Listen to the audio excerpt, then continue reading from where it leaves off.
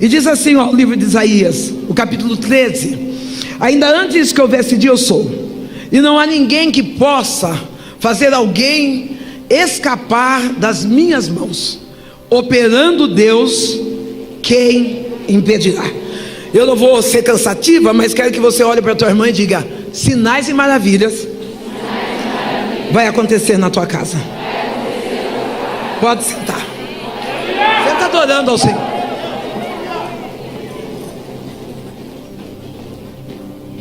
Quando nós começamos a ler o livro de Isaías, que tem como um codinome o profeta messiânico, começamos a ver que Deus usa Isaías aqui na terra para ser o anunciador da sua vinda.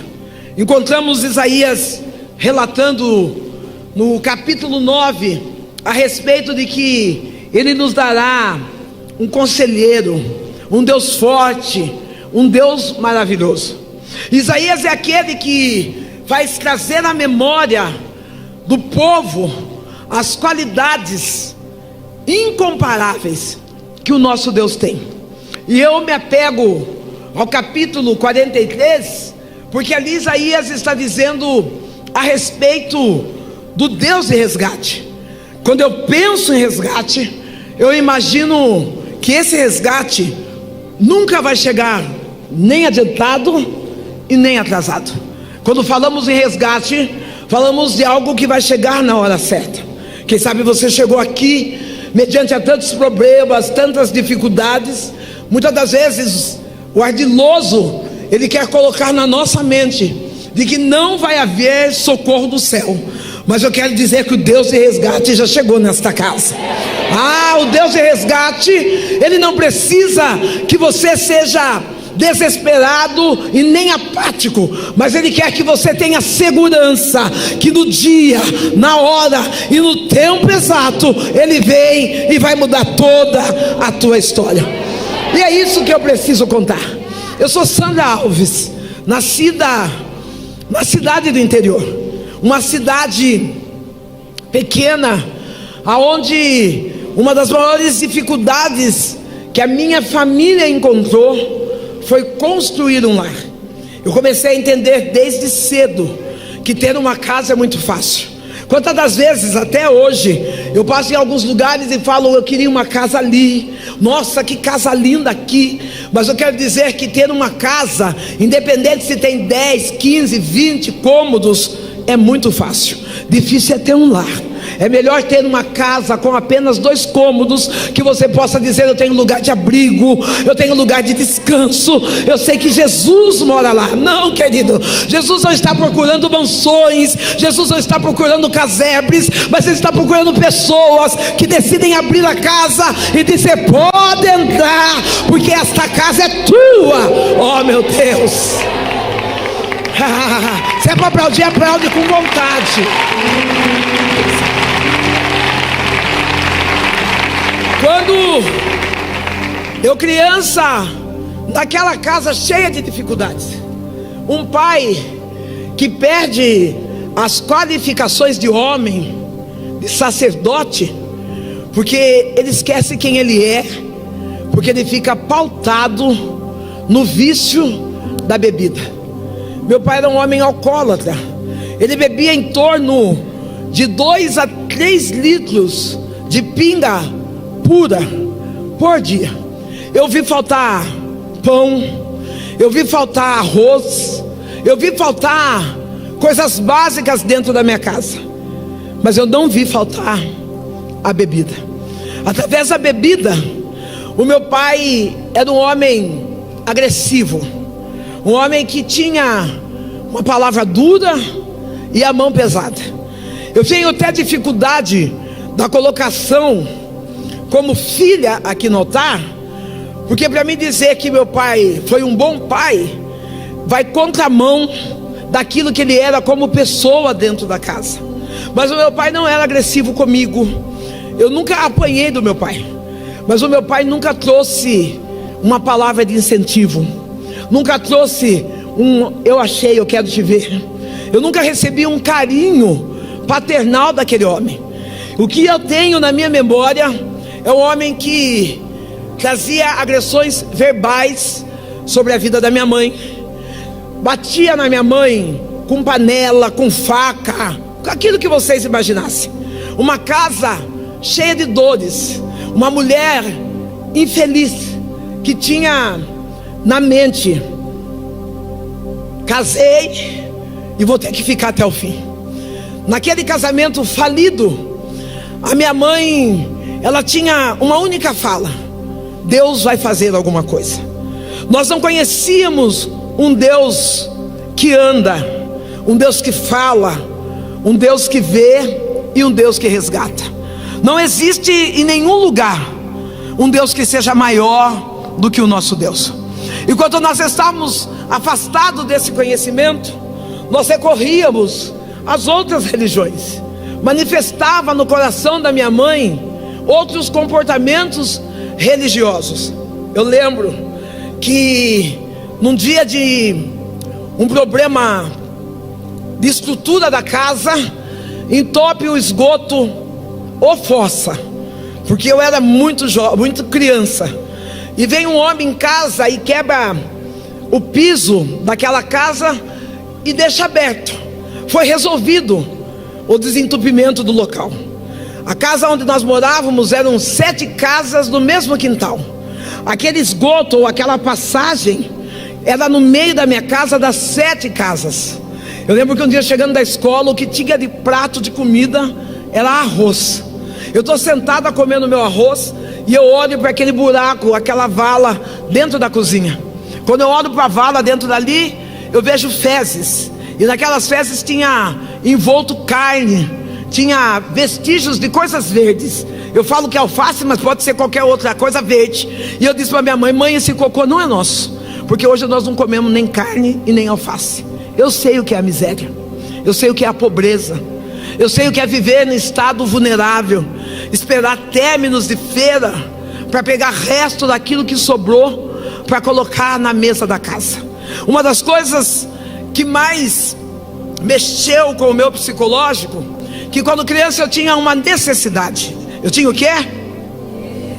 Eu precisava de palavras de alta afirmação.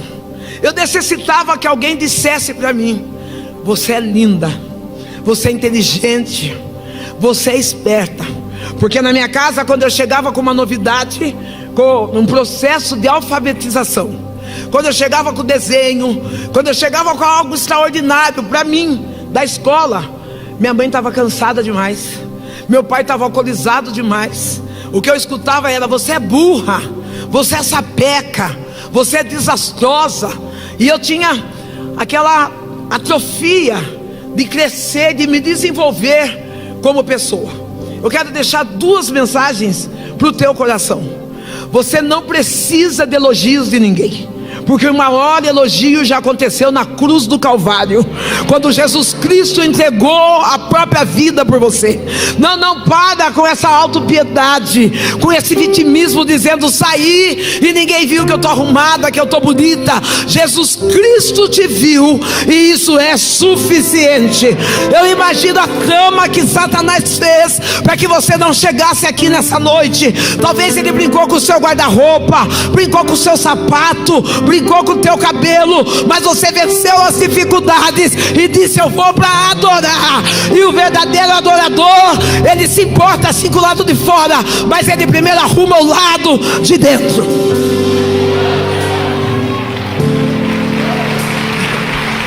Não viva de elogios, não viva de críticas, não viva de aparência. Tudo isso passa. A Bíblia diz que Jesus, ele procura verdadeiros adoradores que o adore em espírito e em verdade. Não, a Bíblia não está citando que ele procura quem é mais cabeludo, quem é mais magro, quem é obeso. É quem adora, independente das circunstâncias, independente das dores da alma. Você decidiu adorar, e decisões definem o nosso destino. Querido, Eu lembro daquela casa, sou filha única. Quanta falta de afeto, quanta falta de amor. Olhava para o pai de uma amiga que é amiga pessoal minha até hoje.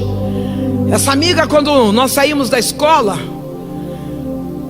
o pai dela tinha o mercado no caminho da escola. O pai dela já ficava na porta do mercado esperando. Quando ela vinha vindo, ele já erguia os braços para esperar, e ela ia correndo. Ela abraçava, erguia aquela filha e dizia alguma coisa. Parece que eu vejo ainda os olhos dela brilhando, ela recebendo o carinho daquele pai, e eu parada sonhando com apenas um abraço. Eu vou dizer para você, pai, talvez você ache que para você ser um homem de sucesso, você precisa trabalhar 23 horas, ter pouco tempo de relacionamento com seus filhos dentro de casa. Se você soubesse o valor do abraço, se você soubesse como inspira um filho através de apenas um toque verdadeiro de um pai. Eu sei que ninguém quer viver mendigando. Eu não estou falando de passar o dia levando da brincadeira, mas eu estou falando de afeto, de oportunidade de expressar o valor da família. Isaías estava dizendo isso ao povo de Israel, ainda antes que todos os problemas chegassem. O Deus de resgate já está aqui. Ainda diante de tantas adversidades que chegam sobre nossa casa, sobre o nosso lar, sobre a nossa família, sobre o ambiente de trabalho, Deus já se faz presente. Como paternidade, você como homem restaure a sua paternidade dentro de casa. Eu sempre falo a respeito do pai solo, que muitas das vezes acha que aquela pensão de R$150 está sustentando a mulher. Ele fala: eu dou 150 e a mulher está gastando, está fazendo escova, está fazendo unha. Ô filho, não dê nada, mas dê amor ao teu filho. Vá lá e abraça teu filho, assuma aquilo que você fez, porque não tem dinheiro que pague a aliança, a juntura de familiar de uma casa. Aquele homem vendo o déficit, a carência, como menina de 7 anos. Um dia eu estou passando sozinha da escola, ele me espera com aquele abraço. Ele me pega nos braços, me abraça e diz: tem desenho, Sandra? Eu falei: eu tenho. Eu mostro o desenho para ele, e ele diz: que desenho lindo, como você é inteligente, como você é uma menina esperta. Eu cheguei em casa toda feliz, porque alguém tinha visto que eu sabia desenhar, tinha visto que era esperta. Esse homem não fez isso uma vez, ele fez uma, duas. Em qual espaço de tempo? Não sei dizer. Pode ser um dia sim, um dia não, pode ser um mês, mas o que eu sei é que aquele homem conquistou o meu carinho, conquistou a minha confiança. E quando ele sentiu que eu estava vulnerável à presença dele, ele usa uma das piores armas que uma pessoa pode enfrentar: a dor da pedofilia. Aquele homem me leva até o banheiro daquele mercado, e eu passo a ser exculpada por aquele homem. Naquele lugar de dor, muitas das vezes, como criança, foi o meu lugar de abrigo. Como assim? Naquele lugar onde eu era exculpada, era o único lugar que eu ouvia dizer: você é bonita. Se você ficar quieta, eu te dou um bife. Se você fizer tal coisa, eu te dou uma lata de sardinha. Por falta de carinho em casa, eu me sujeitava na minha fragilidade. Por falta de entendimento, de aconselhamento dentro da casa, com 7 anos, eu era mulher de um homem adulto. Fiquei 4 anos acorrentada na mão daquele pedófilo. 4 anos sentindo dor, sentindo medo, mas aquele lugar era o único lugar que eu encontrava abrigo. Aí eu quero dizer para você, aonde tem sido o lugar que você tem buscado o teu abrigo? Talvez você, como adulta, uma mulher solo, você tem dito: pastora, eu tenho lutado tanto para que alguém me ame, eu tenho lutado tanto para que alguém me veja como mulher. Eu vim aqui para dizer que O Senhor está curando a sua insuficiência. Ele está entrando com o bálsamo restaurador da identidade daquilo que você é. Eu lembro que na minha juventude eu vendia o meu corpo sem escrúpulo nenhum, sem preço, uma venda simbólica da vida de uma prostituição, porque eu achava que sexo e amor não tinha que andar junto. Eu tornei uma mulher, uma jovem leviana, sem escrúpulo, porque eu fui defraudada na minha infância. Eu vim aqui para dizer que não importa qual é a sequela que você viveu na sua infância, o Deus de resgate está descendo para tirar você de lá. Toda mente cativa que ficou no solo da sua infância, no solo do teu passado, hoje o Eterno vem para quebrar as correntes, para dizer: você não é o que fizeram com você, você é o que eu, teu Deus, estou fazendo por você. Às vezes a mulher solo, ela passa por tantas dores emocionais. Pastora, só vai falar de nós? Vou falar de mulher solo, mulher adulta, mulher consciente, a mulher, vamos lá, 30 a mais, que está solteira, viúva, divorciada. Eu falo sempre que se uma criança de 13 anos está chorando por causa de um amor não correspondido, vara nela. A Bíblia diz: corrige seu filho com vara. Chama a criança para perto e vem: filha, vem cá, agora é hora de pensar em estudar. Agora você que é mulher solo, será que você não tem se ferido porque você tem entregado para muitos amores? Ora você está com Paulo, ora você está com Marcelo, você nem espera passar a dor, você já está com João. Coloca aí no teu coração: você não é a arca de Noé para as pessoas estarem entrando e estragando com a tua história. Brinda a tua alma nessa noite, porque Deus tem algo reservado em especial para a tua vida. Não chega de ficar passando de amores e amores, mas se restaure na presença do Eterno, para que você possa ficar inteira, para que quando a promessa de Deus chegar na tua vida, você possa dizer: eu conheci o Deus que me resgatou. Deus me deu uma vitória muito grande, que é mais ou menos, várias vitórias, mas há mais ou menos 5 anos atrás, a filha desse homem, que é minha amiga, ela liga para mim e diz: Sandra, meu pai está doente, e uma das pessoas que ele chama é o seu nome. Eu já estou exercendo o ministério da itinerância, já estou pregando a palavra, e eu digo para ela assim: querida, eu ando tão ocupada, com tanta coisa para fazer, dá um abraço nele. E ela falou: tá bom. Quando eu estou caminhando, Deus começa a conversar comigo, e eu falei para Deus: Deus, vamos deixar esse passado para lá? Eu já perdoei esse homem. E Deus falou: você tem certeza? Eu falei: eu tenho. E fui caminhando. Deus falou: entra no mercado. Eu entrei no mercado qualquer, lógico que já não é o mesmo mercado, já não é a mesma cidade, já não é a mesma vida. Entrei no mercado qualquer, e Deus falou: pega uma lata de sardinha. Peguei uma lata de sardinha e fui trabalhar. Quando eu estou trabalhando, Deus está trabalhando no meu coração. Deus vai trazendo à memória a vida da minha mãe, a história do meu pai. E quando eu chego em casa, Deus fala para mim: abre essa lata de sardinha.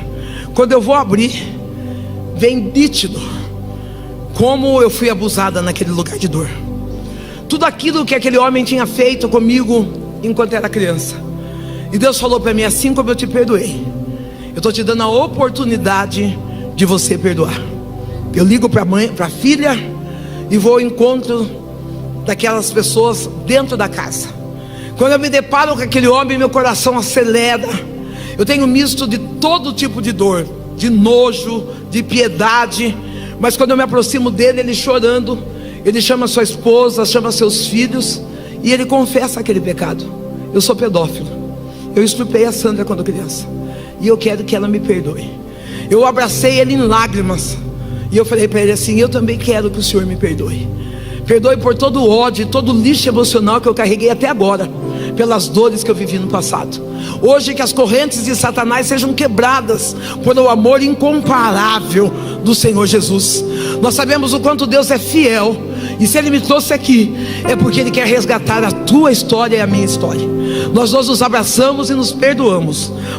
Passou de 3 a 10 dias, esse homem morre. A família me chama para fazer o funeral desse homem. Eu vou fazer o funeral desse homem, e para a glória de Deus, toda a família aceita Jesus, e todos estão servindo ao Senhor. Ei, sabe o que eu estou dizendo?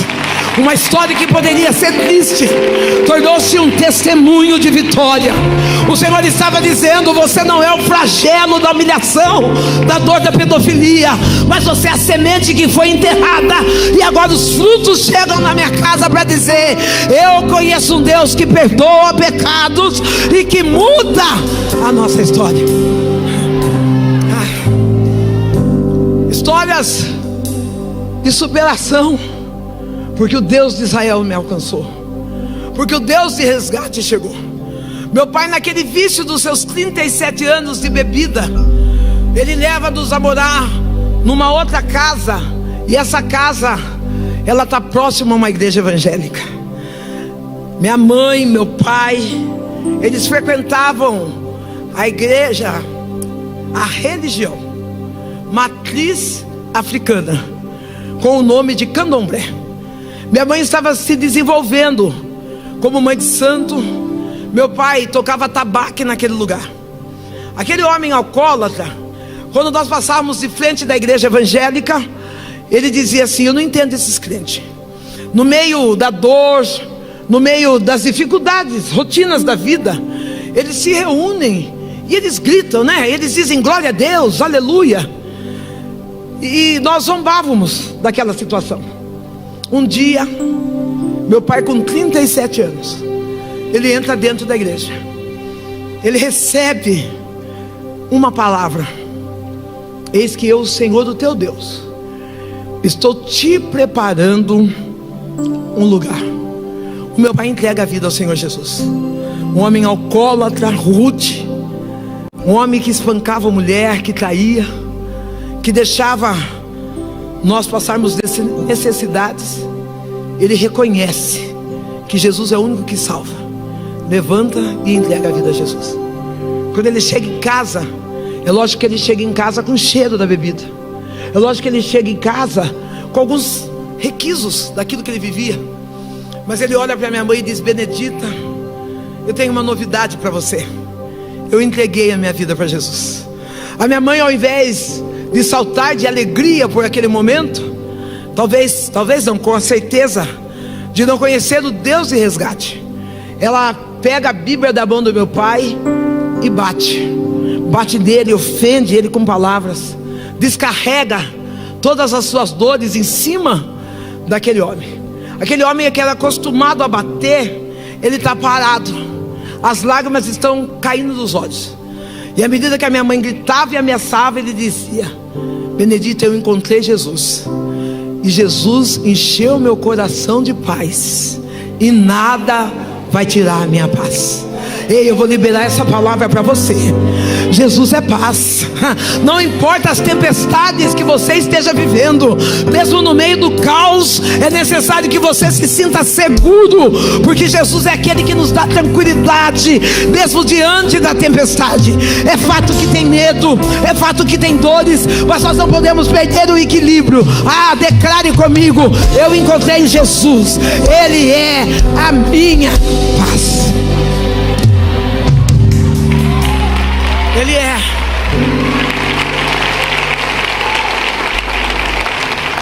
A minha mãe arruma a mala do meu pai e diz: quero que você vá embora.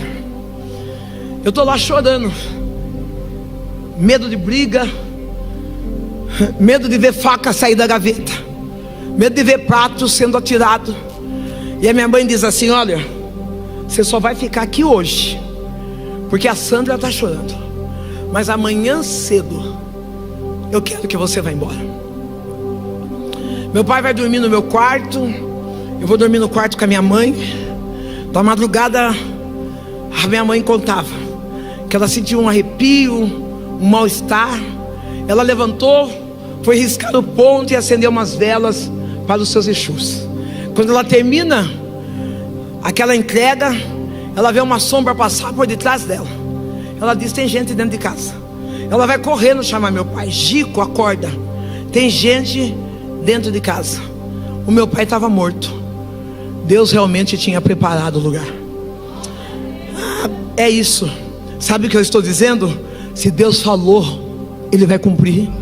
Não, para de olhar para a situação dizendo: mas está nas drogas, está na prostituição. Se Deus prometeu que vai salvar alguém da tua família, Ele é fiel para cumprir. Pode estar no fim do túnel, Ele vai lá e resgata, e Ele traz, mas sem salvação não morre, porque Ele é fiel da palavra que Ele liberou para a tua história. Ei, querido, dessa noite eu injeto confiança, eu injeto motivação na tua alma, porque não é aquilo que você vê, mas é o que Deus falou que vai acontecer. Deus é fiel. A fidelidade de Deus tira de nós todo o desespero. A fidelidade de Deus faz com que nós habitemos em segurança, dizendo: haja o que houver, venha o que vier, o Senhor fará, porque Ele cumpriu. Meu pai morre aos 37 anos de idade. Fica duas mulheres. Vamos melhorar? Duas mulheres e uma adolescente. Uma adolescente rebelde, uma adolescente respondona, uma adolescente vulgar, uma menina que batia na mãe, que falava palavrão, cuspia na cara. Você vai perguntar: pastor, essa menina era a senhora? A senhora não tem vergonha? Deus me perdoa. Você vai dizer: por que você fazia isso? Porque eu aprendi dentro de casa. O que eu via em casa era palavrão, era agressão física, era funções de baixo escalão. Eu cresci deformada. Às vezes a gente olha para os nossos filhos, a gente fala: que criança mentirosa. Com quem será que ela aprendeu? Com você, dentro da sua casa. Quando alguém bate na porta, você diz: vai lá, corre e diz que a mãe não está. Você está dando legalidade para que o teu filho cresça mentiroso. Quando você passa, principalmente agora nessas épocas de Natal, pega aquela uva, come no mercado sem pagar, você está dizendo: eu pode roubar, filho, é normal, mamãe faz. Ei, você não tem que ter performance no altar. Você tem que ter uma performance cristã dentro da tua casa. Você tem que ter atos de evangelismo no meio da tua família. É lá que as pessoas precisam olhar para você e dizer: ali segue, ali vai, ali tem uma Bíblia ambulante que reflete a glória de Deus. Cuidado com o que você libera na sua casa. Cuidado com o que você libera no meio da tua família. Cuidado dos imposicionamentos que você coloca dentro do seu lar, porque o teu filho será o reflexo daquilo que você é dentro do seu lar. Eu sei que é difícil, mas a verdade é isso. Eu replicava, eu imitava aquilo que o meu pai era: agressiva, rude, sem amor próprio. Eu posso profetizar nessa casa? Você que está de blusa, tenha calma e não levante todo mundo de uma vez só, que eu falo devagar e para que eu possa também ter o tempo de receber aquilo que Deus está falando no meu coração. Essa senhora moça, essa jovem loira de blusa preta, fica de pé, por favor, querida. Relemaia choui, releio edide folde nihekes. Quando eu falo de marcas do passado, eu falo com uma mulher que reconhece o que é ser marcada. Eu olho para um muro que cai, e você diz assim: Senhor, não tem mais como ser como antes. Mas o Eterno diz que Ele vem vindo com bálsamo de cura, uma cura interior sobre a tua vida. As perdas que você viveu no passado não se compara com a restituição que Deus vai dar sobre esse presente. Ele me traz aqui, e diz assim: acalma o teu coração, porque assim como eu estive olhando a tua dor no passado, sou eu, Deus, que estou te curando no presente, para que você caminhe plena e segura para um bom futuro. Sou eu, Deus, que tem um plano sobre o teu respeito, diz o Senhor.